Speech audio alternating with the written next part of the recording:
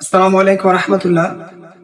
দেশ এবং প্রবাস থেকে আপনারা এই ভিডিওটা দেখতেছেন। সর্বপ্রথম আমরা তীব্র নিন্দা জানাই। আপনারা দেখেছেন সম্প্রতি একটা জিনিস ভাইরাল হয়েছে।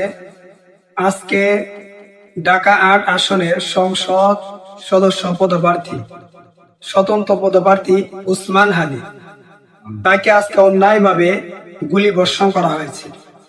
আমরা বাংলাদেশ খেলাফত যুব মজলিসের পক্ষ থেকে, ব্রাহ্মণবাড়িয়ার পক্ষ থেকে তীব্র নিন্দা জানাচ্ছি।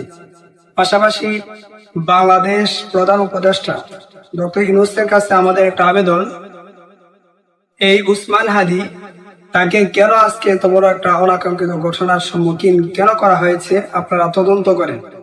কার এত বড় দুঃসাহস এই স্বৈরাচারের পরে, ২৪শে গণঅভ্যুত্থানের পরে এই বাংলাদেশের মধ্যে প্রকাশ্যে একজন যুবককে এরকম ভাবে গুলিবিদ্ধ করা হয়। আমরা দেখতে পেয়েছি তাকে এরকম ভাবে গুলি করা হয়েছে।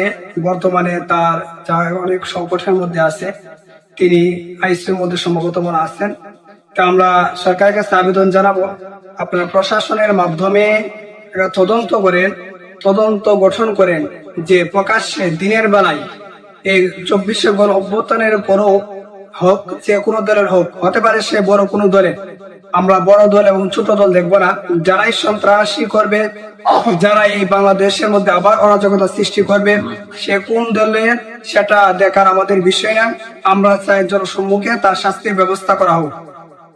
কেন জনসম্মুখে শাস্তির ব্যবস্থা করা হবে?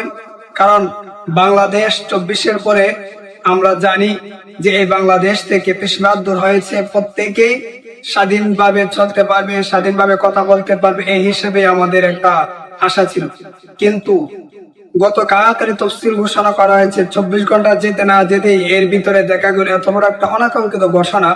এই অনাকাঙ্ক্ষিত ঘোষণার মাধ্যমে আবার প্রমাণ করেছে না স্বৈরাচার চলে গেছে।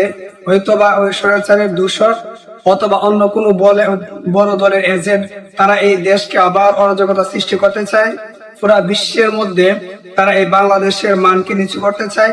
তাই আমরা ওইরকম লোকদেরকে তদন্ত করে জনসম্মুখে আনেন এবং জনসম্মুখে তাদেরকে শাস্তির ব্যবস্থা করেন।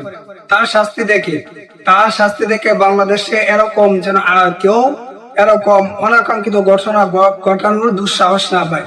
তাই আমরা বাংলাদেশ খেলাফত যুব মজলিস ব্রাহ্মণবাড়িয়ার পক্ষ থেকে প্রশাসনের কাছে এবং প্রধান উপদেষ্টার কাছে একটাই আবেদন, আপনারা তাদেরকে তদন্ত করে বের করেন। বের করার পর জনসম্মুখে শাস্তির ব্যবস্থা করেন। এই শাস্তির ব্যবস্থা করার পরে পুরা বাংলাদেশ আপনাদের পাশে থাকবে এবং পাশে থাকার পর এই বাংলাদেশের মধ্যে আর এরকম দ্বিতীয় আর